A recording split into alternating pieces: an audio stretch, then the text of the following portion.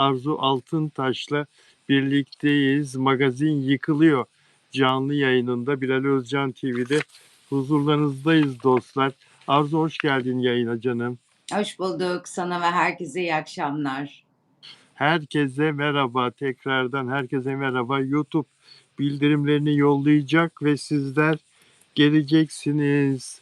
Bahçeme geleceksiniz. Begonvil cennetime geleceksiniz. Bodrum'a ve Arzu'nun İstanbul'daki çok güzel Orkide evine. cennetime görünüyor mu bilmiyorum. Yok şimdi gözükmüyor. Geçen gün gördüm. Şimdi Hmm. karanlık mı bastı arkası Yok perdelerini yok mi? ben kararttım. İki ışık birbirine girdiği için He, tamam. o yüzden arkayı kararttım. Tamam. Önünden de güzel bir ışık aydınlatıyor seni. Fark ediliyor zaten. Gayet güzel. Aynı ışıktan ben de aldım. Burada kullanmam diye İstanbul'da bıraktım. Senin önerini aldım ve çok memnunum. Evet. Güzel günlerde kullan. Teşekkür ederim canım benim. Arkadaşlar geliyorlar ve konuşacağımız konuları sayayım ben. Ee, Son dakika gelişmesi, Ahbap Derneği Başkanı, ünlü sanatçı, hepimizin şarkılarını severek dinlediğimiz Haluk Levent gözaltına alındı. Mali polis tarafından Bursa'da gözaltına alındı. Onu konuşacağız. Haluk Levent neden gözaltına alındı? Haluk Levent'in durumu nedir? Konuşacağız. Ve Hazal Kaya Hollanda'ya yerleşecek, çocuklarıyla ve kocasıyla birlikte bunu açıkladı. Ünlü oyuncu Hazal Kaya niye gidiyor? Türkiye'yi terk mi ediyor? Ricky Martin konserinden söz edeceğiz. Dün akşam yıkıldı Küçük Çiftlik Park. Taylor Swift'in düğünündeki çöpler satılıyor ve çok da güzel para kazanılıyor. O konuyu konuşacağız. Burak Özçivit'in göbeğini konuşuyor herkes. Hadi oradan başlayalım. Burak Özçivit'in göbeğinden ne istersiniz? Gördün mü o fotoğrafları? Gördüm, siz kadınların selülitinden, siz kadınların göbeğinden, siz kadınların göğüslerinden ne isterseniz biz de o yüzden o sebeple onu konuşuyoruz. Anladınız mı birazcık kadınların halini? Ya evet. Burak Özçivit saldı kendini. 2 çocuk babası. Çok güzel giden bir evliliği var. 10 yıl oldu aşağı yukarı. Fahriye Evcen'le birlikte. Ve Bodrum'da burada nerede? Gümüşlük'te evleri. Burada tatil yapıyor ailesiyle birlikte. Ve muhabir arkadaşlar fotoğrafını çekmişler. Çocuklardan biri kucağında. Göbek bir evin balkonu gibi öne doğru çıkmış. Ve Burak Özçivit'i her zaman fit görmeye alışan insanlar altına yorumlar yapıyorlar. Olumlu yorumlar var, olumsuz yorumlar var. Peki Burak Özçivit'in şahsında ne diyorsun? Yani onu böyle görmeye pek alışık değiliz. Evet, alışkın değiliz ama her insanın yaz aylarında biraz kendini salmaya ihtiyacı var. Sonuç olarak çok uzun saatler setlerde ve dizilerde çalışıyor ve o zaman gerçekten proporsiyonuna çok dikkat eden bir oyuncu. Yazın herhalde yani bir saldı, geri vereceğini de biliyor. Çok çabuk alıp veriyor o oyuncular. O yüzden de atıyorum 2 bira içmiştir, 2 şey yemiştir, kalamar, karides, makarnalar, göbeği çıkmış olabilir ama çok çabucak düzelteceğinden eminim. Ben genel olarak tabii biraz önce espri yaptım. İnsanların dış görünüşü, bedenleri üzerinden onlara bir böyle zorbalama yapılmasına çok karşıyım. Herkes nasıl istiyorsa öyle devam etmeli hayatına. Ama tabii oyuncu olunca göze batıyor. Çok fit ve beğenilen bir oyuncu olunca göbeği gözümüze batıyor. Düzeltir diye düşünüyorum. Yani o gün de yedikleri ona ağır gelmiş olabilir. Ama böyle birazcık 1-2 aylık bir kilo gibi duruyor. Çok uzun saatler çalıştı Burak geçen sezonlarda. Şimdi de biraz salmış kendini ama toparlar bence. Evet arkadaşlar, Haluk Levent'le ilgili sorular geliyor. Haluk Levent'i konuşacağız ve Afra Saraçoğlu ile ilgili sizlerle paylaşacağım 1-2 ayrı konu var. Birbirinden farklı konular var. Hatta 3 tane. Hepsini konuşacağız. Afra Saraçoğlu ortalarda yok ama haber yağıyor Afra ile ilgili. Konuşacağız. Burak Özçivit ile ilgili söylediklerine katılıyorum. Kolaylıkla göbek yapıyor ve kolaylıkla o kiloları veriyor. Bundan 2 sene evvel de yine Bodrum'da bu evini yeni yaptırmıştı Gümüşlük'te. Orada 4 tane villa var. Arsa aldı Gümüşlük'te uygun fiyata. 4 evlik arsa aldı. Bir tanesinde 3 tanesini kiraya verdi zannedersem. Bir tanesinde ailesiyle beraber oturuyor. Yine oralarda bundan 2 sene evvel bir görüntülenmişti. Göbekliydi ve o zaman şeyde oynuyordu. O Osmanlı filminde, dizisinde oynuyordu. Ee, Hemen verdi kilosunu biliyor musun? Yani Erkekler çok bugünlerde, şanslı, hemen veriyorlar. evet bugünlerde haber yapılmıştı. Sonra Tarçın geldi. Pardon, pardon. Tarçın yanıma gelmek istedi. Tarçın geldi. Kupa. Bir gelecek. Tarçın Tarçın. merhaba. Tarçın Bey, Tarçın Bey, Tarçın Bey. Kucağıma çıkmak istedi. Canım Kucağıma benim. çıkmak istedi. Canım benim. Evet. E, Burak Özçivit daha önce de nasıl zayıflayacak falan diyorduk. Bir baktık Ekim'de Kasım'da o kilolar kalmamış. Yine formda bir insan olarak geriye dönmüş. Yine aynısı olacaktır. Şimdi zaten 15-20 gün sonra seti başlıyor. Adana'da Güneşin Doğduğu Yer dizisinde oynayacak. Kenan Kozan karakteri. Sibel Taşçıoğlu, Görkem Sevindik, Hilal Anay, bu yan ikinci kadın rol Hilal Anay, başrol daha bulunamadı. O yüzden zaten çekimler Ağustos'a sarktı başlaması. O dizide oynayacak. Adana'nın sıcağında da o kilolar verilir. Gider vallahi. Gider değil mi? Kadınlarda zor gidiyor. Erkekler hemen alıyor, hemen veriyor. Bize yapışıyor kilolar maalesef. Kadın bünyesi daha geç veriyor. Ama ben de bir 4-5 kilo verdim üzüntüden. Yo, seni şimdi iyi gördüm ben. Ya senle biz 4-5 gündür böyle ekranda yayın yapamadığın için göremiyordum yüzünü. Gerçi telefonla konuşuyorduk ama şimdi vermişim bayağı. Evet evet, iyi olmuş, aman iyi olmuş. Evet. İyi olmuş. Başka ne konuşacağız? Hazal Kaya Amsterdam'a yerleşiyor, açıkladı. Ailesiyle e, iş yapacakmış. Orada bir şirket kurmuş Hazal Kaya. E, Herkes Kocası bir da, şirket kuruyor dünyanın dört bir tarafında. ya enteresan değil mi? Neden Amsterdam? Demek ki Kolay e, oturum veriyor. Şirket kurulup da oturum alınabilecek kolay bir yer o yüzden. hmm, belki teşvik de alıyordur. Belki orada öyle bir imkan da vardır. Yani çok uygun şekilde kredi de teşvik de alabiliyordur. E, Ne iş yapacağını açıklamadı. Şirketin ismini kendisinin koyduğunu söyledi. Ama sosyal medyada hep paylaşılanlar dizi işi, film işi, uluslararası proje işi, yani televizyon üzerine, YouTube üzerine yapacağı şeklinde böyle yorumlar var. Başarılı olabilir mi sence? Olur, neden olmasın? Para her kapıyı açar ve çözer. Oldukça iyi parası var kocasıyla birlikte. Başarılı olur ama genel olarak tabii oyuncu, sanatçı tayfası herhangi bir iş yaptığında başarısız oluyorlar. Ama yeni sistem oyuncular, daha modern, daha genç yaştaki oyuncular artık işin uzmanını tutup işin başına koymayı öğrendiler sonunda. Dolayısıyla kendileri değil, işin uzmanıyla çalışırlarsa başarılı olurlar. Çok güzel söyledim. Yani aile şirketi tamam da profesyonelleri işe almak Evet, lazım. evet, Profesyonelleri işin başına getirirlerse evet. ki Eski yabancı bir sistemde biliyorsun, çok özür dilerim. tabii, Atıyorum sanatçıların menajerleri anneleriydi, ablalarıydı. Hep onlar geriye gittiler. Hep geriye gittiler. İş kurdular, abisini, ablasını işin başına getirdiler. İş kurdular, çok vasıfsız doğru. kocalarını işin başına getirdiler. Hepsinin sonu maalesef hüsran ve iflas oldu. Ama yeni nesil çok akıllı, hep işin uzmanıyla çalışıyor. Eğitime ve bilgiye çok değer veriyor. Bu sebeple de başarılı olurlar diye düşünüyorum.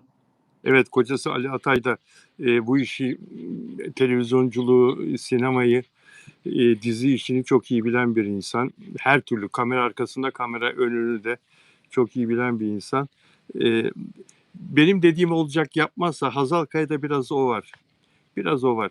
Benim dediğim olacak. İlla benim dediğim olacak. Tabii ki patronun dediği olur ama profesyonellerle çalışırsa, profesyonellerin önerilerini dinlerse başarılı olur ve inşallah Hollanda'da da böyle bir Türk şirketi Acun Ilıcalı'dan sonra Acun Medya biliyorsun dünyanın her yerinde.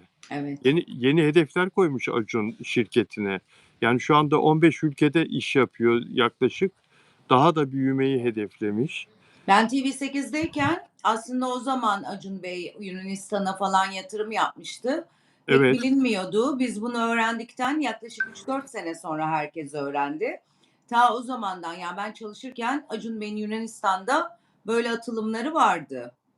vardı değil mi? Evet. Evet.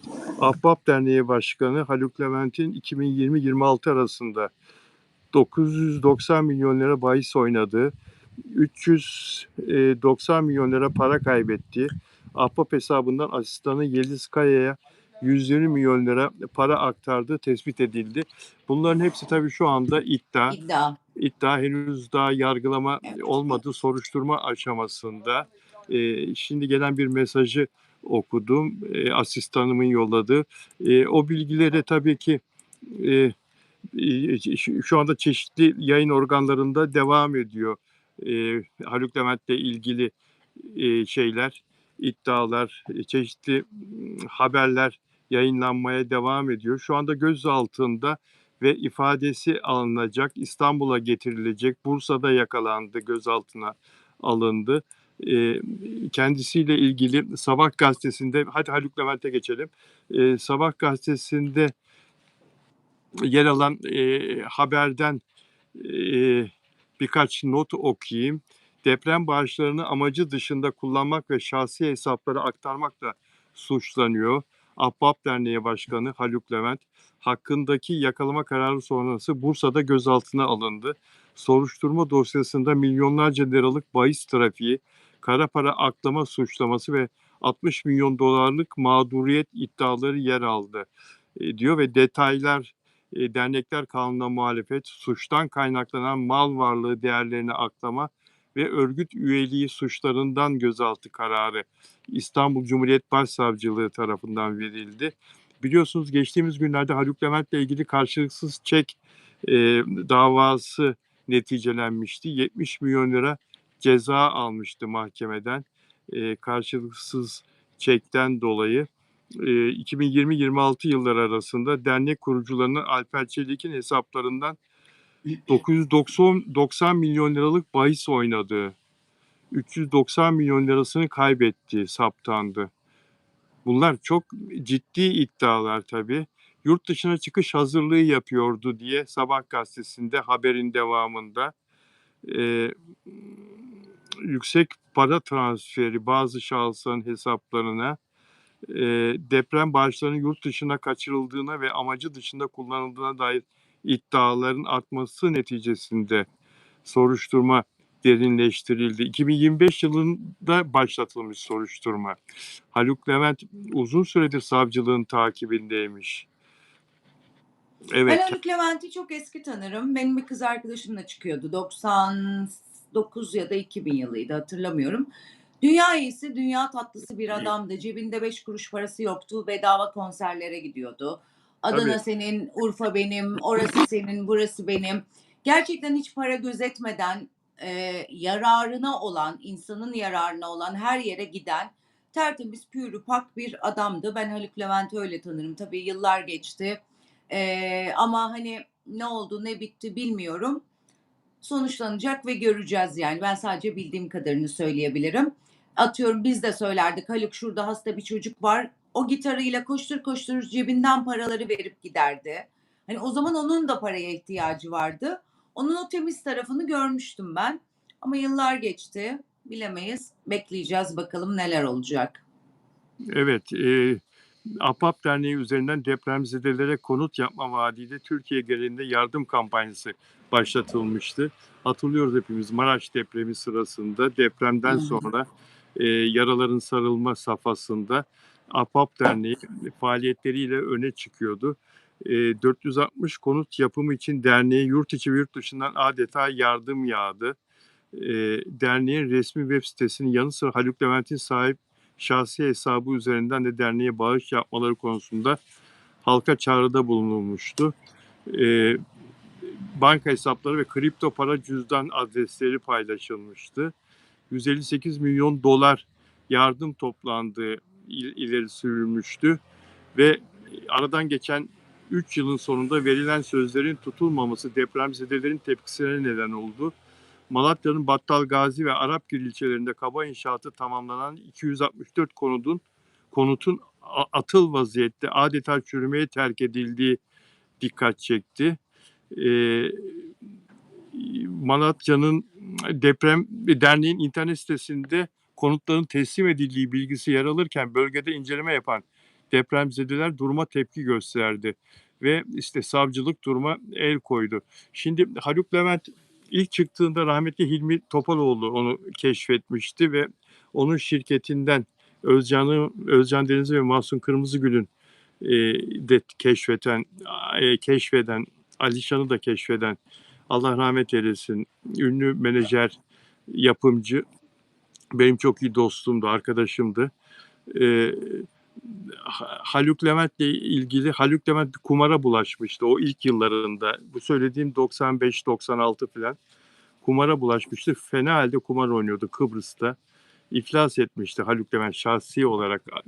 Yani bir sürü hayır konserine gidiyordu. Paralı konserler de tabii oluyordu. Hilmi Topaloğlu'nun yönlendirdiği.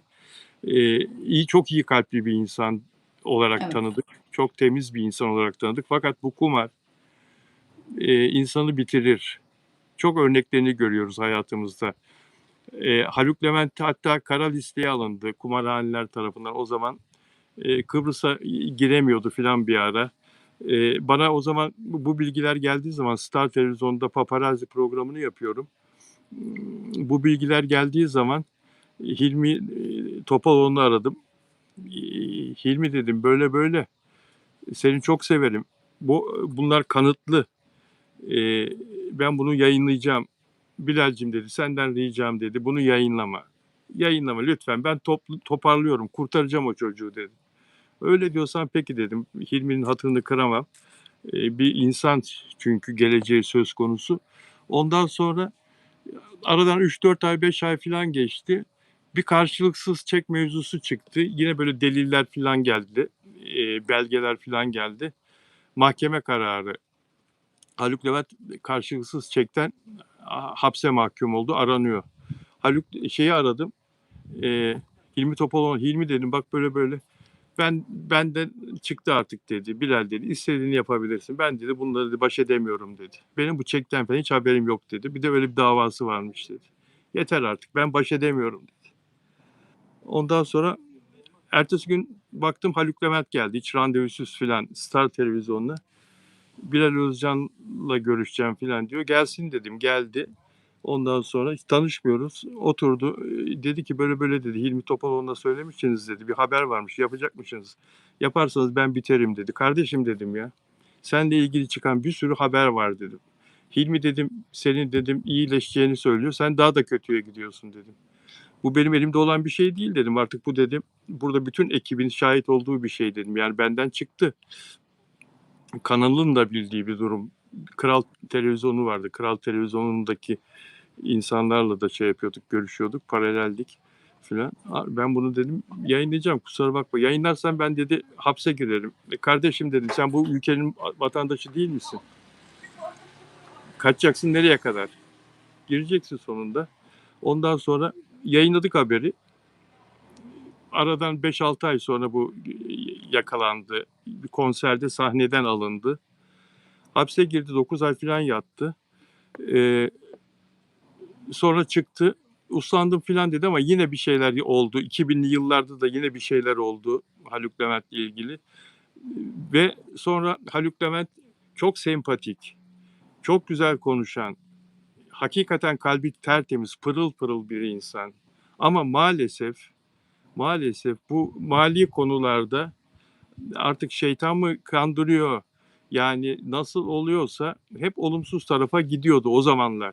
Şimdi bu Ahbap Derneği ile falan yükselmeye başladığı zaman dönün bakın araba motorlarında Cem Yılmaz'ın bir sözü var. Yani bu paralar toplanıyor falan ama bu arkadaş düzeldi mi falan manasında. Böyle birkaç ünlünün böyle bir şeyi var. Haluk Levent'le Atilla ilgili. Taş'ın da benzeri şeyleri var, Evet, soru işareti söylemleri. var. Bundan başka halkı uyaramaz insanlar. Yani ne diyecekler adama, yani başka türlü nasıl uyarabilecekler ki? Ama e, hep olumlu bakmaya çalışıyoruz ya. Kimse de, devletten de kimse de, yani bir soruşturma falan açıp o zaman şöyle bir takip yapıp, şimdi yapılan, mesela bu birdenbire olan bir şey değil. Şimdi şu isnat edilen suçlar kendisiyle ilgili. Bu daha evvel de olmuştur mutlaka. Yani halk zamanında uyarılabilirdi. Zamanında daha iyi takip edilebilirdi. O deprem paraları toplanma zamanı filan. Ama kardeşim, o kadar büyük bir sevgi seli altındaydı ki Haluk Levent, hatırlarsın, Ahbap Derneği. Evet. Yani bir ikon haline gelmişti. Hatırlıyorsun değil mi? Yani bu Tabii ki, Maraş tabii ki. depremleri. Nasuh Maruki, neyse, Haluk Levent'te olmuştu. Nasuh Maruki hala bizim için Türkiye Cumhuriyeti'nin en önemli değerlerinden, en önemli, yardım kuruluşlarından birinin başındaydı. O neyse, Haluk Levent'te onun doldurduğu boşluğu, ondan kalan boşluğu dolduran çok önemli bir sanatçı ve artık dernek başkanı olmuştu bizim için. Aynen öyle olmuştu. Tabii şunu da altını çizelim. Şu anda soruşturma aşamasında, Evet, yargılanmadı. Gerçi Çek davasından mahkum oldu. İstinafa gitti. 70 milyon liralık bir karşılıksız Çek davasından. Onu da kabul ediyor ve ödeyeceğini söylemişti geçtiğimiz günlerde. Cezasıyla falan ödeyeceğini söylemişti o parayı. Onu kabul etti, yani inkar etmiyor. E, Fakat şu anda tabii soruşturma, mahkum olmuş gibi konuşmamamız lazım. evet. Herkes suçu ispat edene kadar Masumdur. mahkemeler tarafından, evet, herkes masumdur. Bunu söylemek lazım. Bakalım ne çıkacak soruşturma sonucunda, ne çıkacak? Bizler gazeteci olarak, televizyoncu olarak bildiklerimizi, yaşadıklarımızı aktarma durumundayız. Ama bu son olaylarla ilgili de tekrar altını çiziyorum. Soruşturmanın sonucunu bekleyeceğiz. Bunlar şu anda iddia, savcılığın iddiası. Evet, Evet. diyelim. Bu konuda söyleyeceği başka bir şey var mı canım? Hayır, yok. Ben, başka bir şey söyleyeceğim bu konunun üstüne. Tabii. Şimdi ben, çok büyük bir ameliyat olmuştum. O ameliyatta bazı İngilizce kelimeleri unutmuştum, bazılarını, ama dönem dönem aklıma geliyordu. Çok tatlı bir, şimdi hocam burada da aklıma geldi. Bir hocayla tanıştım. Dil bilim uzmanı Derya Şahin'le. Hem de ben Almancayı ilk lisan olarak bildiğim için birazcık böyle bir İngilizce konuşurken Almancaları araya karıştırıyorum. Şimdi öyle bir yolculuğa çıktım. Öyle bir atraksiyon içerisindeyim. Çok tatlı bir hanımefendi. Hocamı görünce hemen selam vermek İsmi ne? istedim. Çok kıymetli, çok değerli. İsmi ne Derya hocanın? Şahin, nöro Derya dil Hanım. bilim uzmanı. O ne dersen, insan beyninin dili nasıl öğrendiğini anlatan bilim dalı. Onu söylemek istedim. O ameliyattan sonra benim hafıza gitti birazcık. Ay canım, Karıştırıyorum geçmiş bazı olsun. şeyleri İngilizce'de. Önce Geçmiş olsun. Almancası aklıma geliyor. Sonra çok zor geliyor falan. Öyle bir sürece girdik. Görünce ondan bahsedeyim dedim. İyi yaptın. Hoş geldiniz yayınımıza hanımefendi. Peki, iyi yaptın. Yani bu dil bilimi konusunda bir daha söyler misin? Tam bu bilim ne yapıyor? Bir daha söyler misin? Nöro dil bilimi bu. Yani Evet. insan beyni dili nasıl öğreniyor, Hımm. nelerle öğreniyor, onu, yani bu kısacası, tabii uzun hali var, Evet. anlatan ve bir bilim dalı ve çok başarılı hocamız. Yurt dışında da aldığı bir sürü ödüller var, Türkiye'de de. Ondan sonra şimdi bir bakalım, yani hani doktorlar bulamıyor niye unuttuğumu. Çok uzun bir 9 Kanlık saatlik yaptı. narkoz aldım. Orada gitti bazı cümleler bende. Ona çalışacağız. Onu öğrenmeye çalışacağız ve hep Almancayı önce bildiğim için her şeyin önce Almancası geliyor aklıma.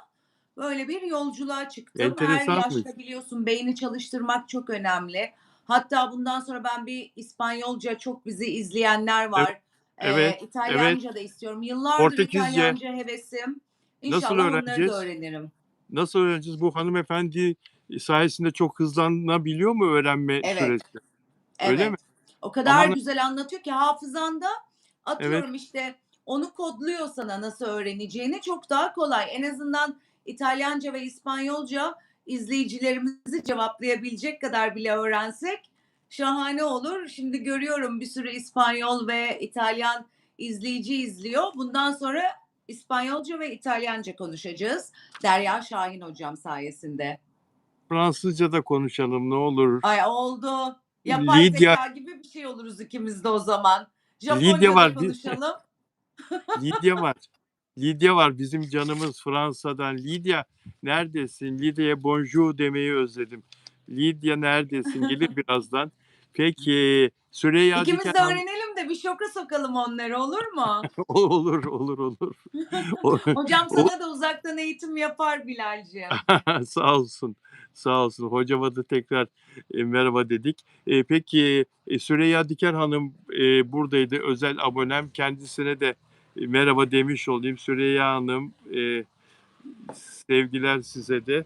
Evet, bizi abone olarak izlerseniz mutlu oluruz arkadaşlar. Abone olmanız bize değer katar ve beğen yaparsanız, like'larsanız, beğeniyorsanız tabii mutlu oluruz. Sana Süreyya Hanım hoş geldin diyor Arzu.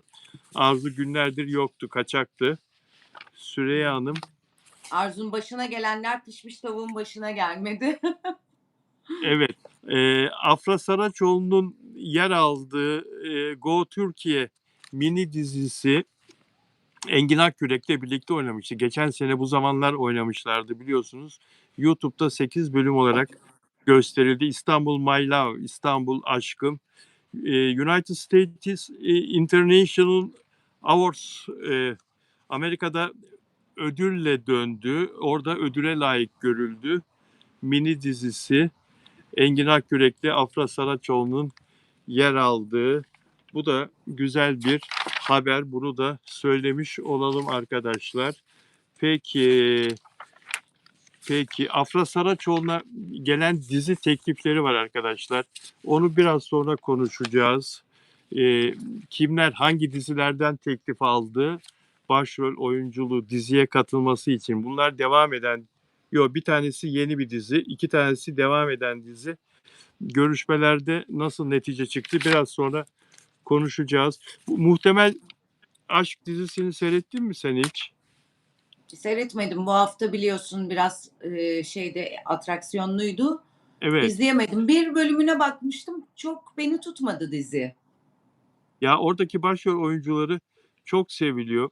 Ekin Koç erkek oyuncu ve Ayça Ayşin Turan e, hakikaten çok seviliyor ve dizi e, daha 17'den sonra o senin severek izlediğin diğer diziyle aynı reytingi alıyor aşağı yukarı. Doğanın kanunuyla mı? Evet, Doğanın Hı. Kanunu'yla aynı reytingi alıyor ve e, mesela önceki gün Fransa'nın milli maçı vardı. E, Belçika ile çok önemli bir maçtı. Dünya Hı. Kupası maçı. O gün yayınlandı son bölümü. Ona rağmen yine 5 civarında reyting aldı. Yani reytinglerinde bir azalma olmadı ona rağmen. Şimdi bunun Doğanın Kanunu bu hafta çok güzel bir atraksiyon yaptı. Hemen araya gireceğim. tabii Hani normalde hep ağdalı dizilere alışkınız. Hiç ne olacağını anlatmaz. Kilit noktayı bu hafta hemen yayınladı. İşte onun yanına gelen çocuğun eşyalarını buldurttu. Uzatmadı yani. Hani hep ağdalı uzatırlar ya.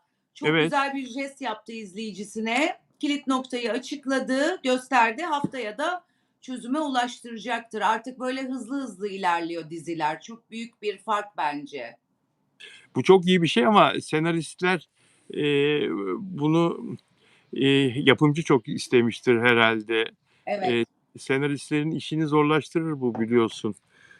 Evet. Ama Muhtemelen olsun. yeni bir şey yazmak zorunda kalacaklar ama çok uzatmadılar. Çünkü bir sıkıldık yani. Çocuğun kıyafetlerini buldu. O çocuğun neden ona düşman olduğunu önümüzdeki hafta çözmüş olacak. E, Anladım. Ben de o diziyi daha izleyemedim. Şöyle bir baktım ama kendimi verip Ay de çok tatlı. izleyemedim. İzle. İzleyeceğim. Oradaki başrol kadın oyuncuyu çok beğeniyorum ben. Ve onun fanları da sürekli olarak bana yazıyorlar. İzlemem şart. Ekin Koç'un sevilen oyuncu Ekin Koç'un bu Muhtemel Aşk dizisindeki partneriyle Ayça Ayşin Turan'la 4 sene içinde üçüncü birlikte rol Beş. aldıkları yapım.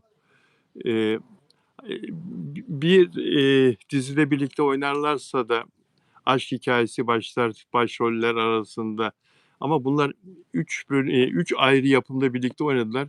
Birbirlerine aşk, ilişki öyle bir şey yaşamıyorlar fakat Arzu birbirlerine öyle bir bakıyorlar ki sanki gerçekten sevgililermiş gibi. İşte bunu yapabilmek oyunculuk. Yani bu ve, çok yakıştırılıyorlar birbirlerine. Ekin Yani niye Koç'a ki çok yakışıklı bir adamı karşıma koy, ben de bakarım aşıkmışım gibi. Kolay yani. Ya da ko ko beğendiğin bir kadını karşına koy, bakarsın ne kadar güzel diye. o Değil ya mi? o oyunculuğu oyunculuğu küçült minicik yaptın. Eee, Ekin Öyle Koç ama. Ekin Koç'un hayatında yıllardır Ukraynalı bir model vardı, Irina. İddialara göre geçen mayıs ayında ilişkileri bitti, ve 4 yıldır birliktelerdi. Evlenecekler mi, evlenmeyecekler mi filan. Ekin Koç evliliğe sıcak bakmadığını söylüyordu, sordukları zaman. Aşk konusunu sordular, eee, kendisine. Aşkla ilgili söylediğini hemen bulup burada, eee, anlatmak istiyorum. Ekin Koç'un, kirli sakallı, ve kadınlar siz kadınları ben anlayamam zaten bir erkek olarak mümkün değil. Benim için Ben kirli kirli sakal sakal sevmem. ben de sevmem Sakal da yani sevmem, bıyık da sevmem. ben de sevmem. Hı Yani hı. kirli sakal bırakmaya mecbur olursam bırakırım ama sevmem. Eee, fakat kadınlar ne kadar çok beğeneni var, seveni var. Aşkın hayatındaki yerini "Aşk hayatımın odak noktasındadır." diyemem diyor. Fakat tutku önemlidir benim için. Yalnızca kişiye karşı duyulan tutkudan bahsetmiyorum. Yapılan her işe karşı duyulabilir tutku ve belki de bu hayatımın merkezine yakın bir yerde duruyor diyebilirim. Tutkuların keşfi ve derinleşmesi insanın hayatını daha katlanır kılan bir etken diyor. Eee, yani burada aşk sorusundan kaçmış, evlilik konusunda aceleci olmadığını ve bu konunun gündemine hiç girmediğini, gündeminde de şu anda olmadığını söylüyor. Eee, 40'lı kadın yaşlarda gelir gündemine. evet, yani aslında 30'lu yaşlarda, 34 yaşında bildiğim kadarıyla artık yavaş yavaş, bir erkek için ideal yaş. 40'tan sonra olmaz bu iş yani zor. 40'tan sonra ben, taraftar değilim. Bir erkeğin 35-40 arasında evlenmesi lazım en fazla diye düşünüyorum. Bilmiyorum sen ne diyorsun? Ben de 40'tan sonra evlenmesi gerektiğini düşünüyorum. Çünkü Öyle mi? 30-35'li yaşlarda hala insanların gözü doymamış, bir takım şeyler arayışında oluyor. Çünkü 20 yaşında hayata başlıyor. O 10 yıllık süreç yetmiyor. Bizim Türk erkekleri de birazcık çapkın biliyorsun. 40'a kadar bütün her şeyi yapıp 40'ta tamam artık deyip defterini dürüp evlenmesi gerektiğini düşünüyorum. Erkekler çapkın da artık son zamanlarda kadınların da çapkın olduğu söyleniyor. Katılıyor musun buna? Evet, evet. Kadınlar erkekleri geçti. İnanılmazlar yani. Bu sosyal medyanın son 20 yılda 20 yılda 20 yıl mı? 15 yıl. Ya ne zaman başladı bu Instagram filan? 2011-12 yılında başladı. O Evet. 14-15 senedir. 14-15 senedir sosyal medya hayatımızda çok öne çıktı ya. TikTok şurada 8-10 sene filan. Ondan sonra toplum olarak bir açıldık yani. Bayağı bir açıldık. Her konuda yüreklendik. DM'den yürümeler filan ilişkileri ne kadar kolaylaştırdı, değil mi? Evet, Yani, çok, çok. kadın Şey gibi, erkek katalog ilişkileri. gibi herkes kaydırıyor, kaydırıyor, kaydırıyor. Kadın da önünde, erkek de önünde. Haddini ve hududunu bilmeyen yazıyor ama haddini ve hududunu bilmeyen de cevaplıyor. Hani bir şey oldu yani yeni sistem için atıyorum 1990'dan ve 1985'ten sonra doğanlar için acayip bir mecra oldu. Onlar için bir sakınca yok. Biz de yanlış görüyor olabiliriz. Benim için çok sakıncalı bir durum. Bana hiç uymayan bir durum. Ama yeni jenerasyon oradan tanışmayı, oradan görüşmeyi uygun buluyor. Ama bir de şunlar var. 50 yaşından büyük kadın ve 50 yaşından büyük adam zümresi de oradan tanışmayı ve görüşmeyi uygun buluyorlar. Hem çok genç nesil hem de 50'yi geçmiş nesil için okey. Bizim gibi arada kalanlar için korkunç bir şey yani. Biz alışamadık yani. Benim için çok uygun platformlar ya da uygun stiller değil yani. Biz arada kaldık, harcandık. Harcandık diyor. Eee, her şey Facebook'ta başladı. Bütün bozulma Facebook'ta başladı. Açılan, ilk keşfedilen, platform, uygulama Facebook oldu, değil mi? Bu saydığımız Evet, isimlerden daha önce. 2006-2007 filan galiba. evet. Facebook, "Bu ne?" dedik ya. "Bu nasıl bir şey? Nasıl bir düşünce? Nasıl bir fikir bu?" dedik filan ilk çıktığında. Tabii, tabii, Hatırlıyor musun? tabii. Sadece birbirlerini tanıyanlar orada birbirlerini ekleyebiliyorlardı. İlk başta mantık oydu. Okul arkadaşlarını falan buluyordun. Vay, büyük sevinç. 20 Tabii, sene önceki tabii. arkadaşı, 30 sene önceki arkadaşını filan. Ne kadar masum başlamıştı. Sonra oho! Geldiğimiz noktaya bak. Öğretmenimizi bulduk, sevindik. Lise arkadaşımızı bulduk, sevindik. Geldiğimiz noktaya bak. Dayılar mesaj atıyor. Nasılsın güzelim falan böyle. Ya, Yavrum bir tanem balım falan. Enteresan yani. tabii, Değil mi? tabii. Ne kadar acayip bir nokta. Hani amca dediğimiz insanlar yolda görsek çok saygılılar. Hani bazıları hariç. Oradan güzelim balım falan yazmaya başladılar ya. Korkunç yani. Evet, evet, ve Facebook'un kurucusu da o zaman, bu masum ilkelerini açıklamıştı. Yani bir tanımayan insanlar birbirlerini ekleyemez filan gibiye getiriyorlardı kurallarını Evet, açıkladıkları zaman filan. evet. Yani hiçbir türlü eee, şimdi hiçbir türlü. Sen biliyor musun bana bir tane yakışıklı insan mesaj atmadı. Hep amcalar, dayılar attı. Çok Öyle mi? üzücü. Hay Allah ya.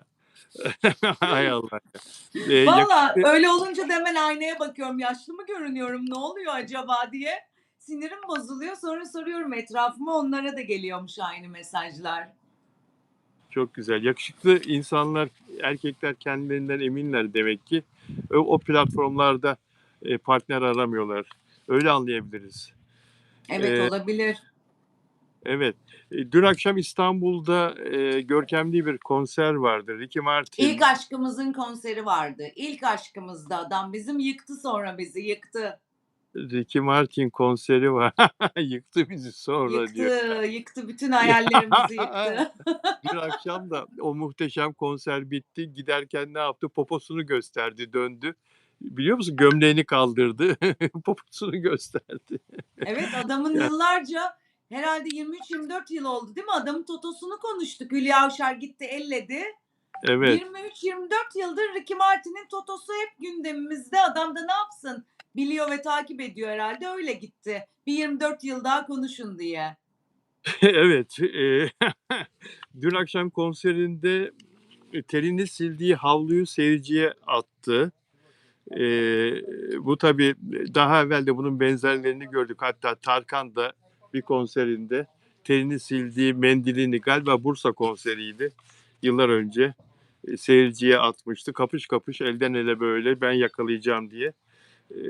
Ricky Martin de bunu yaptı. Önce bütün göbeğini, göğsünü falan sildi. Sonra yüzünü sildi ve en sonunda o havluyu, küçük havluyu seyircilerine fırlattı. Eee 2 kere bis yaptı. Türkçe öğrendiği kelimeler var. Teşekkür ederim, merhaba filan gibi, onları konuştu. Ve ondan önce de alt solist olarak sevgili Edis çıktı. Edis sevilen şarkılarını söyledi. Seyirciyi ısıttı. Sonra Ricky Martin çıktı. 17.000 kişi olduğu söyleniyor.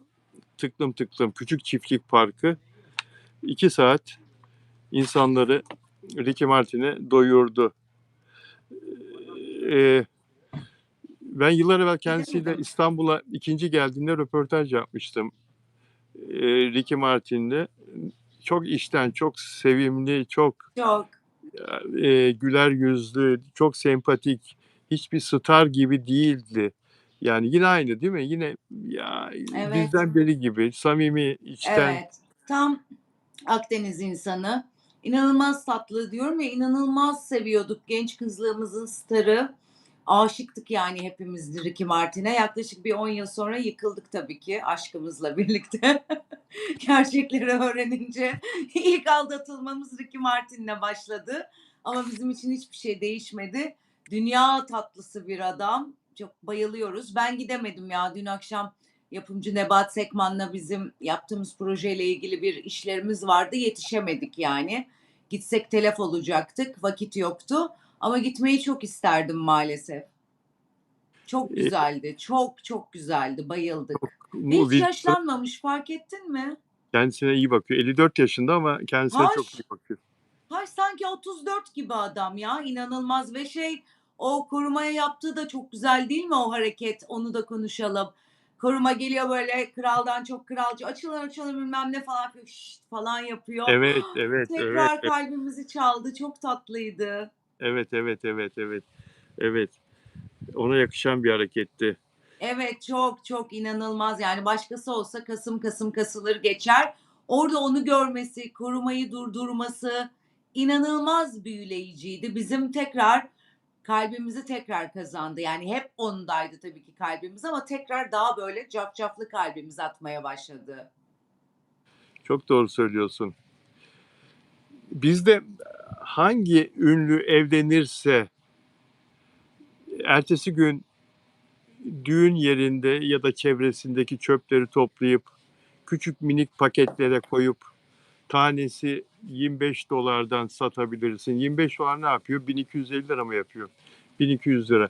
Ee, Satabilirsin. Hangi ünlü evlenirse. Şimdi niye bunu böyle söylüyorum? New Yorklu Justin Timberlake, Taylor Swift ve Travis Kelce'ın New York'ta 3 Temmuz'daki düğünü sırasında düğün yapılan e, yerin çevresinden topladığı çöpleri küçük şeffaf kutulara yerleştiriyor.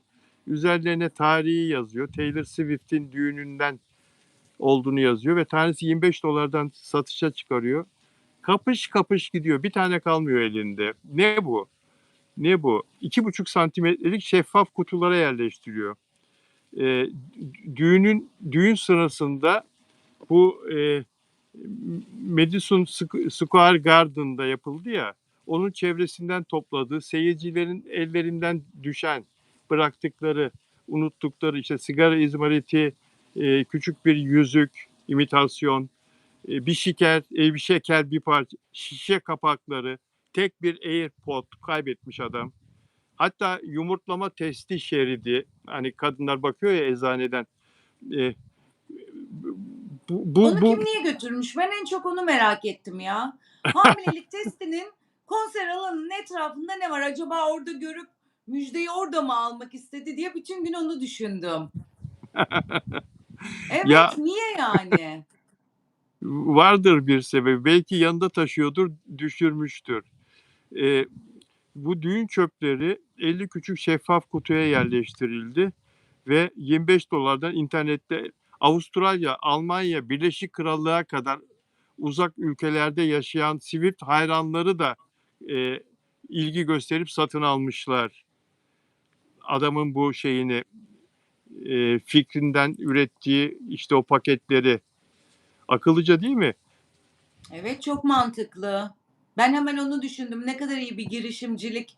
Biz de yapsaydık ama kimin konseri olabilirdi? Tarkan'ın olabilirdi. Olabilirdi. Yani değil mi? Tarkan'ın etrafına o son yaptığı halk konserlerinin etrafına gidip çöpü möpü toplardık da benim midem ona müsait değil. Kusa kusa toplardım artık yani.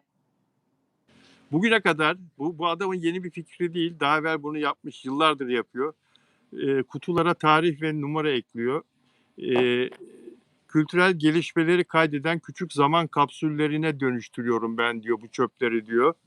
Bunları kültürel olarak yaşananların anlık görüntüsü. Bugüne kadar New York'u görmek isteyip henüz kente gelemeyen kişilere 1700'den fazla çöp kutusu satmış bugüne kadar bu yolla. Turistlere ve New York'u görmek isteyenlere New York hatırası diye adam Valla biz akıllıca. Tarkan'ın havlusunu, donunu bulsak kimse satın almaz. Orada da yine bir şans var değil mi? Konser alanının etrafına gitsek desek bunu bulduk falan. Alırlar mı sence Türkiye'de? Almazlar diye düşünüyorum. Ajda Pekkan geliyor aklıma, Tarkan geliyor, hani, çok büyük starlarımızdan. Çok merak ettim, hani, birisi böyle bir teşebbüs yaptığında alınır mı, alınmaz mı? Bütün gün içimi kurcaladı bu Denemek soru. lazım. Denemek lazım. Evet, Denemek lazım. Yani enteresan, enteresan bir fikir. Ya yaratıcı bir fikir. Eee, evet. değişik, değişik bir şey. Evet, peki arkadaşlar, beğen yaparsanız mutlu oluruz dostlar ve bizi abone olarak izlerseniz de eee, çok seviniriz. Bunu tekrar söyleyeyim. Şimdi bu sene, hadi bu haberi de anlatayım. Arkadaşlar bu sezon geçtiğimiz günlerde eee Kızılcık Şerbeti'nin yapımcısıyla yapılan röportajda İzzet Çapa'nın röportajıydı. Yapımcı Faruk Turgut, ünlü yapımcı demişti ki geçen sene reyting paneli değişti. Reyting ölçümleri sistemi değişti. Anadolu'daki seyircinin beğenisi artık reytinglerde daha etkili, daha üste çıkmasına vesile oluyor. Anadolu seyircisine değer kazandırıldı onların fikrine. Anlatabildim değil mi? E, Evet, B ve C şu anda B rating ve C rating her şeyden önemli. Önceden AB ve A evet, grubu evet. çok önemliydi. Artık Anadolu ne izliyor, Anadolu halkı ne izliyor? En önemli kriter bu oldu. Yani onların seçtiklerine göre aslında diziler tutuyor ya da tutmuyor. Bu sebeple de herhalde biz diyoruz ya hani biz İstanbul'da töre dizisi sevmiyoruz ve izlemiyoruz. Nasıl bu kadar rating alınıyor? Bu sebeple alınıyor demek ki. Değil mi? Çok çok güzel izah ettin sen de. Şimdi bu nedenle demişti Faruk Turgut, Anadolu dizilerini, Anadolu'da çekilen dizileri daha çok göreceğiz demişti. İşte Mardin Midyat'ta çekiliyor, Uzak Şehir mesela. Ondan sonra Halef dizisi gitti, Anadolu'da çekildi yine öyle töre dizisi ve o devam edecek o dizi. Şimdi merak ettim, şöyle bir araştırdım. Anadolu'da çekilen kaç dizi var ve yeni başlayacak hangi diziler Anadolu'da çekilecek? İşte Taşacak Bu Deniz Karadeniz'de çekiliyor. Mercan Köşk çekimleri başladı. Tarsus, Mersin'e bağlı Tarsus'ta çekiliyor. Hafsanur Sancak tutan Kubilay Aka. Ee, Anne Yarısı dizisi başlayacak. Burcu Özberk'te Cihangir Ceylan. Nevşehir'de, Kapadokya'da çekilecek. Sete çıkacaklar 10-15 gün sonra. Burak Özçivit'ten söz ettik demin, göbeklendi diye. Onun oynayacağı Güneşin Doğduğu Yer Adana'da sete çıkacak yine 10-15 gün sonra. Gönül Dağı yıllardır oynuyor TRT'de. Eskişehir Sivrihisar'da çekiliyor. Daha 17 bu akşam saatlerin geçmesini ben de sabırsızlıkla bekliyorum izlemek için. Ee, Nebahat de senin gibi biliyor musun? Bayılmış daha 17'ye. O da fanı. O da fanı. Bodrum'da çekiliyor. Hatta geçenlerde bir arkadaş beni arıyor telefonda. Türkbükü'nde diyor daha 17'nin seti var. Atla gel, atla gel. Yani geleceğim. Hemen Türkbükü de yakın bana biliyorsun. Burada Evet. diyor 15-20 tane karavan saydım diyor. Bir sürü genç oyuncu var orada ve hepsine karavan veriyorlar. Helal olsun. Ee, Samanyolu TV Gelin dizisi o da Anadolu'da çekiliyor. Sevdam Karadeniz başlıyor Now TV'de yine Karadeniz'de. Adana Günlükleri kod adıyla Now'da bir Adana dizisi daha başlıyor. Doğanın Kanunu önemli sahneler İzmir, Urla'da çiftlikte çekiliyor. Bir kısmı İstanbul'da çekiliyor. Başka diziler de var buraya almadığım. Birkaç tane daha var. Yani Anadolu'da bayağı set kuruluyor. Evet. Bakalım hangisi devam edecek ama hep vardı biliyorsun. Geçen sene de birçok dizi ikinci, üçüncü bölümde final yaptı, tutunamadı. Yapım maliyetleri çok arttı, kaşeler çok arttı. Evet bir heyecanla çekiliyor ama kaç tanesi tutunacak? Umarım hepsi tutunur. Bütün arkadaşlarımız, eşimiz, dostumuz geçinirler ve herkesin bir geçim kaynağı, dizi seti ya da işi. Çok güzel olsun ama bakalım ne kadar olacak. Senin de dediğin gibi artık rating Anadolu insanı belirliyor. İşte B ve C kategori. Bakalım yani İstanbul insanı A dediğimiz ve AB dediğimiz grup o dizileri izlemiyor. Ne olacak yani? Çok enteresan değil mi? Önceden sen de televizyondayken, ben de televizyondayken biz hep A ve AB'ye uygun şeyler yapıyorduk ve yukarıdan hep öyle emirler geliyordu. Hani eğitim seviyesi yüksek, eğitim seviyesi iyi, kültürü iyi insanlara yapalım, onları ekran başına çekelim diye. Şimdi birazcık tabii orası kültürsüz demek değil bu. Hani Anadolu halkı biraz daha örf, anene vesaire biliyor. Onları seviyor. Bakalım ne olacak? Değil mi? Reklam diliminde de her zaman AB çok fazla kazandırır. Tabii, tabii. Aynen söylediğin gibi bu, Anadolu'nun, çok güzel yerleri var tabii. O masalsı atmosferi var. Bu Evet, setleri de ona göre kuruyorlar tabii. evet. Anadolu'nun kendine has kültürü var. Onu da dizilerde, bu Anadolu'da çekilen dizilerde yansıtıyorlar. O da ilgi çekiyor. Doğası çok güzel, doğası çok Çok. güzel. Özellikle öyle yerleri seçiyorlar ve, ilgi çekiyor. Şey çok doğru, yıllarca AB hep, istenirdi, aranılırdı. 90'lı yıllarda, Hı hı. 2000'li yılların çok önemli bir süresinde hep AB, dünyada da öyledir zaten. AB'ye göre yapılır. Çünkü para onlarda, Hı satın hı. alacak onlarda, reklamlarda yayınladığın ürünleri satın alacak olan insanlar, parası olan insanlar. Dolayısıyla o seyirciyi ekranda tutmak önemli denirdi. Fakat şimdi herhâlde şöyle düşünüyorlar, evde bir şey satın almasına karar verecek olan kişi çocuktur ve kadındır. Evet. Onları hediye olur. Deterjan mesela, bütün deterjanlar, çok para veren, reklam verenler televizyonlara deterjan şirketleri. Hı Onları da hı. kadınlar aldığına göre, eee, kadınlara yönelik yapımlar, Anadolu kadınına yönelik yapımlar öne çıkıyor. Hı hı. Bakalım tutacak mı? Evet, değişik sistem. Biz de ilk kez bakacağız ve inceleyeceğiz. Çok merak ediyorum. Ben çok profesyonel olarak meslek dalım olduğu için inceleyeceğim. Reklam verenler ne yapacak, ne kadar bütçe ayıracaklar, satış grafikleri ne olmuş, değil mi bu pastaya göre? Pastanın yüzde kaçı reklamdan geri dönmüş? Çok ciddi ciddi, hiç yapılmayan bir şey olduğu için çok ilgi alanımda. Bütün sezon boyunca inceleyeceğim. Çok merak ettim çünkü. Evet, bakalım sonuç nasıl olacak? Aynen söylediğin, değerler çok önemli. Göreceğiz. Peki, Afra Saraçoğlu'na teklifler yağıyor. Çünkü arkadaşlar sizler de iyi biliyorsunuz, eee, 3-4 tane kadın oyuncu, çok öne çıkıyor. Burada ne önemli? Şimdi bir sürü dizi saydık. Anadolu, konusuyla ilgili olarak çekilecek diziler saydık. Yurt dışı satışlar önemli.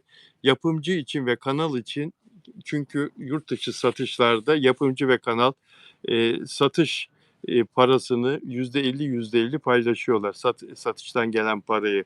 Önemli olan birinci derecede Türkiye'deki seyirciye izletmek değil, yurt dışındaki seyirciye izletebilmek. Özellikle, Latin ülkeleri, Güney Amerika, işte, Orta Amerika, İspanya, Hı. İtalya bizim seyircimize çok yakın, mantık olarak, beğeni olarak.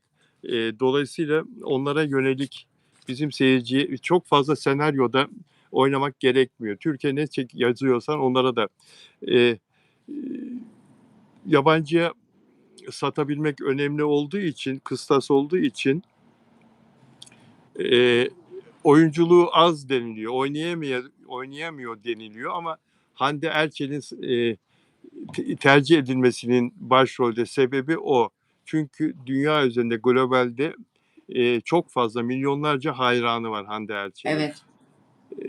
Serenay Sarıkaya, Afra Saraçoğlu, Hande Erçel, biraz Pınar Deniz, çok iyi oyuncu o ayrı ama fan sayısı olarak, eee, Hande baş Erçel hayranları inanılmaz. Haberi giriyor, inanılmaz. anket giriyorum. Her kimi karşısına koyarsam koyayım Hande Erçel'in global, dünya üzerindeki bütün hayranları Hande Erçel'i öne geçiriyorlar ve çok seviyorlar. İspanyollar, İtalyanlar, Çok, Amerikalılar, Türkler, inanılmaz bir fan kitlesi var Hande Erçel'in. çok. Latin Amerika'da, Orta Amerika'da çok fazla. Evet, Dolayısıyla, yurt dışına dizi sattırmak çok önemli çünkü çok büyük paraya $600.000, eee, $600.000, bölüm başı arkadaşlar. $600.000 bölüm başı iyi bir dizinin. Ortalama bir dizi, işte, $400.000'a filan gidiyor bölüm başı. Dolayısıyla büyük para kazanıldığı için bu oyunculara büyük değer veriyorlar ve Afra Saraçoğlu'na, eee, şu anda devam eden 2 dizi ve yeni başlayacak olan bir dizi "Gel bize katıl, başrole seni almak istiyoruz." dediler. Neden olarak küçük bir örnek daha vereyim. Ayrıldığı diziden, sadece 5-6 bölüm çekmişti ki 50.000, yok pardon affedersiniz, 50 ülkeye yurt dışına satışı gerçekleşti Abi dizisinin mayıs ayında. Kaç bölüm çekmişti? İşte 8 bölüm, 10 bölüm en fazla çekilmişti. Ocak'ta başladı hı zannedersem. hı, Bu evet, 50 bölümün evet 50, ülkeye satılmasında Afra Saraçoğlu'nun rolünün çok büyük olduğunu yapımcısı söylüyor, kanalı söylüyor. Afra'nın evet. yurt dışındaki, şeyinden dolayı. Şimdi o konuya geleceğim. Ondan evvel Afra Saraçoğlu ile ilgili Uzza777, Twitter hesabının yazdığı bir yazı var. Bu arkadaş, Azerbaycanlı, İstanbul'da yaşıyor. Rusça yazıyor önce, sonra Türkçe'ye çeviriyor. Böyle de bir şeyi var kendisinin, üslubu var. Pera dizisini bekliyor bütün global ve, Türkiye'deki hayranları. İtalya'da, İspanya'da, ve, eee, Portekiz'de, Polonya'da Pera dizisiyle ilgili beklenti medyada şu anda geçen gün yayında söylemiştim, okumuştum da, yer alıyor. Pera dizisini bu kadar özel ve heyecan verici kılan detaylardan biri de şüphesiz başrollerin arkasındaki o güçlü geçmiş diyor. Afra Saraçoğlu ve Furkan Andıç'ın yolları bu projede ilk kez kesişmiyor. Yıllar önce Kardeş Çocukları dizisinde canlandırdıkları Hayat ve Volkan karakterleriyle ekranlara damga vuran, gençlik enerjileriyle hafızalara kazınan bu başarılı ikili uzun bir aradan sonra yeniden bir arada. Ancak bu kez karşımızda çok daha olgun, ne istediğini bilen ve kariyerlerinin zirvesinde olan iki usta oyuncu var. Bu dizi geçen gün bugünlerde Assos'ta çekilmişti, başlanmıştı çekilmeye. 1,5 ayda bitmişti. Ve bir sene oldu, yayınlanmadı henüz. Sabırsızlanıyor fanlar, sürekli gündeme taşıyorlar. Bu arkadaş da Eee, bu, yorumunu yazmış. Devam ediyorum. Geçmişten gelen o güçlü bağ ve yılların getirdiği deneyim, Disney Plus ekranlarında adeta bir oyunculuk resitaline dönüşecek. Kardeş Çocukları dönemindeki o saf ve toy enerjinin bugün Pera'nın fütüristik, sert ve derin dünyasında nasıl bir olgunluğa evrildiğini görmek izleyici için muazzam bir deneyim vaat ediyor. İlmek ilmek işlenmiş geçmiş bir ekran uyumu şimdi dijital çağın karmaşasında yeniden doğuyor. Eski dostların bu yeni ve iddialı adımı projenin başarısını şimdiden garantiliyor diyor. Pera'da biliyorsunuz Afra Saraçoğlu bir fenomeni oynuyor. Ee, bir fenomeni oynuyor. Disney Plus influencer oynuyor. Disney Plus Türkiye, dijital arşivinizde sakladığınız hazinenin farkında mısınız? Yoksa şifreyi mi unuttunuz? Afra Saraçoğlu ve Furkan Andıçlı Pera dizisinin çekimleri biteli neredeyse bir yıl oldu. İstanbul Çanakkale setleri tamamlandı. İlk görseller geldi ama resmi bir fragman hala yok.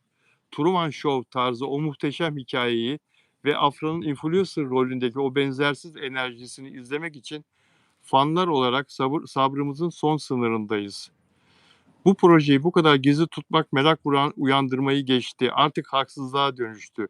Disney Plus o fragmanı saklandığı yerden çıkarın yoksa bu sessizlik fandomun öfkesiyle bozulacak.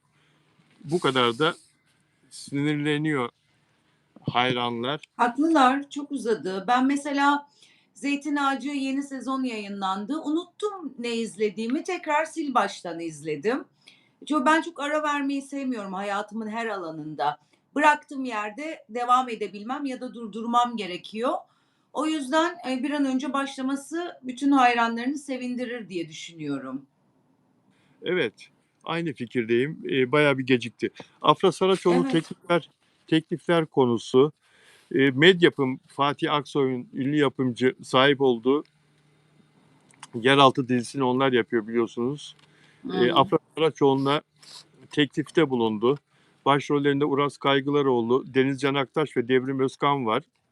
Çok sevilen, güzel seyredilen, reyting alan dizi. Afra Saraçoğlu görüştü. 4 milyon lira istedi bölüm başına. Ayda 4, 8, 16 milyon lira yapar. 16. Olmadı. Anlaşamadılar. Sıla Türkoğlu'na gittiler. Sıla Türkoğlu'na teklif ettiler başrolü. Afra ile olmayınca. O da 3 milyon lira istedi. Yine olmadı. Şimdi Esra Bilgiç ile görüşüyorlar. Esra Bilgiç ile görüşmeler sürüyor. Yeraltı dizisinin başrolü için. Ee, Teşkilat dizisi istedi Afra Saraçoğlu'nu. Tolga Sarıtaş'la başrolde oynaması için. Yine fiyatta anlaşamadılar. Aşk ve Tah dizisi Akın Akınözü'nün oynayacağı yeni sezonda yayına girecek dizi. Yine fiyatta anlaşamadılar. 4 milyon lira da diretiyor Afra Saraçoğlu. Ne diyorsun? Çok mu 4 milyon lira? Şu anda biliyorsun çok büyük yapım maliyetleri var. Bence 4 milyonu çok iyi sponsorları olmayan hiçbir yapımcı veremez. Verse de yani bulsa da sponsoru riske atmak istemez. Yani 2 ve 3'ü ve 4'te bitirmek istemeyeceği için Afra Saraçoğlu da yani genel olarak sanat dünyasında ve televizyon dünyasında bu kuraldır. Çıktığın kaşeyi indirirsen indirdiğin yerde kalırsın.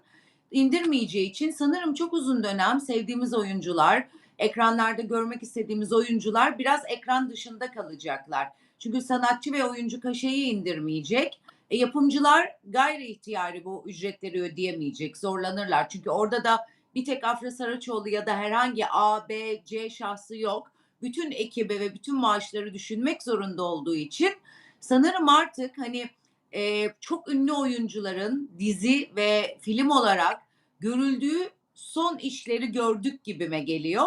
İzleyeceğiz, göreceğiz. Çünkü şu anda inanılmaz yüksek yapım maliyetleri var. 4 milyon liraları, 5 milyon liraları yapımcılar sadece tek bir oyuncuya vererek işin genel olarak hepsini riske atmak istemeyeceklerdir diye düşünüyoruz. Çünkü 60 milyon, 70 milyon gibi rakamlara çıkıyor. Sadece Afra Saraçoğlu'nun, Serenay Sarıkaya'nın parasıyla, köşesiyle iş bitmiyor. Dolayısıyla yapımcılar da kendini korumak isteyecektir. Göreceğiz. Mesela yeni sezonda ben Afra Saraçoğlu'nun ya da Serenay Sarıkaya'nın böyle çok büyük televizyon işinde olabileceğini düşünmüyorum. İzleyeceğiz ve göreceğiz. Beren Saat onun Sence? Beren Saat onun için sektörden Evet. uzaklaştı. Yani o da zamanında sektörün çok üzerinde bir En faktör. yüksek kaşelisiydi. En yüksek. Beren en Kimse tepedeydi vermedi. ve bu kaşeleri alıyordu. İnmedi ve Beren Saat yok şu anda. Evet, evet. İnmedi. E, Yani dijital verir ama dijital verir Evet, diye dijitalde düşünüyorum. verilir. Dijitalde verilir diye düşünüyorum. Ulusalda göremeyeceğimize ben de katılıyorum. Yani Serenay Sarıkaya'yı, Afra Saraçoğlu'nu, Hande Erçel'i Erçel'i. göremeyeceğimizi. Çünkü o paralar reklamdan geliyor. Reklamla kazanacak kanal ve yapımcı. Kanal reklamdan kazanacak ki yapımcıya ödesin. Eee, Reklam zor yani. Çok Reklam zor. büyük sıkıntı çekiyor kanallar reklam alma konusunda. Evet. Nasıl olacak? Dolayısıyla no name isimlere yönlenecekler ya da daha ucuza çalıştırabilecekleri yeni yeni parlayan Makul başrolleri. ücretli kaşesi olanlara mutlaka Evet, zaten görüyoruz yaz dizilerinden de değil mi? görüyoruz zaten. Ama bu paralar hakkı mı? Hakkı tabii. Bizim bu paraları isteyen, 4 milyon liraları isteyen oyuncuların, işte Kıvançların, Kenan İmirzalıoğulları'nın, Burak Özçivit de öyle istiyor. Bak Burak Özçivit aldı o parayı. Burak Özçivit 4,5 milyon lira alıyor zannedersen bölüm başına şu anda Evet. ATV ile yaptığı anlaşmadan. Çünkü bunu niye söylüyorum? ATV ile anlaşmasını görmedim. Ama Osmanlı filminden, dizisinden ayrılmasının sebebi 4,5 milyon lira istemesiydi bölüm başına. 2 sene evvel bak. 2 sene Hı evvel. hı. 2,5 milyon lira alırken 4,5 milyon lira istemesi yeni dönem için. Vermedi o zaman yapımcı. O paraları ödeyemeyiz dedi. Ayrıldı. Şimdi Evet. 4,5'tan aşağı inmemiştir diye düşünüyorum. Totalde 16 milyon desen 16 milyona bugün herhangi bir orta gelirli bir mahallede bir ev alabiliyor. 1+1 alabiliyor. Yani oyuncular için hani bizim için tabii çok diyoruz ki 4 milyon çok 20.000 lira asgari ücretle ya da emekli maaşıyla ya da 28 bin miydi hatırlamıyorum. Geçinen bir insan için tabii çok muazzam ücretler ama onların da gelir gider dengeleri kendine göre. Şimdi 4 hafta çalıştığında istediği bir yerden bir ev alıyor olması gerekiyor. Onlar da alamıyor. Garip bir şey oldu yani. Hani bazısı için 4 milyon o kişinin hayatını kurtarıyor. Çok düşük ücretli olan birisi için. Onlar için de 4 milyona hiçbir şey yapamıyorlar mesela. Enteresan bir makas oldu arada. Çok büyük. Çok, çok. Ama yani Hollywood'a falan baktığın zaman, Amerika'ya falan baktığın zaman oralarda filmlerden falan kazanılan paralar inanılmaz yani. 15 milyon Tabii. dolar, 20 milyon dolar film başına ücretlerden başrol oyuncusuna söz ediliyor. Dizilerden de çok yüksek paralar kazanılıyor. Bizim Tabii. oyuncularımızın da kazanması lazım ama o getiriyi sağlayamıyor ki o dizi gösterildiği zaman kanala ya da yapımcıya. Yani olmuyor, hesaplar tutmuyor. Çünkü hepsi şeyle çarpanla ilgili. Ekonomi senin ne kadar iyiyse, Evet. gelişmişse, nasıl döndüremezsen ödeyemezsin. Peki, sevgili Arzu, çok teşekkür ederim. Çok güzel bir Ben yayın. teşekkür ederim. Yarın yine seninle yayınımız saat 18'de. Evet. Yine birlikte olacağız inşallah. Yarın benim 2 yayınım var. 3'te Mustafa Kılıç'la birlikteyim. 6'da senleyim. Yarın artık gelsin makyajlar, hazırlanmalar. Yoğun bir gün olacak yarın. Mustafa Kılıç'la da YouTube'da saat 15'te değil mi? Evet, 15'te Mustafa'yla magazin gündemli, Mustafa Bey'le magazin gündemi. 6'da da tekrar seninleyim. Tekrar Evet magazin dostlar. gündemi. Yarın Arzu'ya doyabilirsiniz ekranlarda. Saat 15'te Mustafa Kılıç'la, kardeşim Mustafa'yla programını izleyin. 18'de de birlikte olacağız. Yine bizi de izleyin, olur mu? Arzucuğum, çok teşekkür ederim. Ben de izleyen herkese ve sana çok teşekkür ederim. Yarın görüşmek dileğiyle.